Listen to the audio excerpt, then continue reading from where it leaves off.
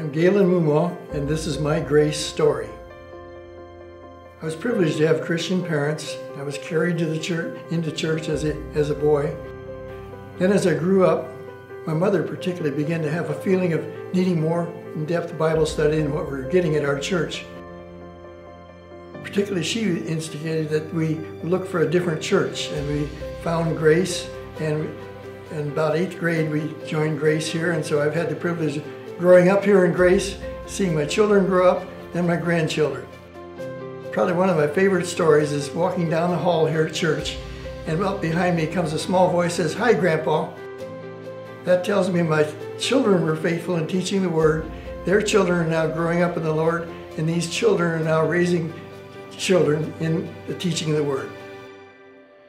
We had the privilege of leading junior high for about 20 years. Yeah, the kids who were in our junior high group at that time are now grandparents. Methods change, but the message doesn't. Respect for God's Word and knowing that God's Word is the thing that makes lives change.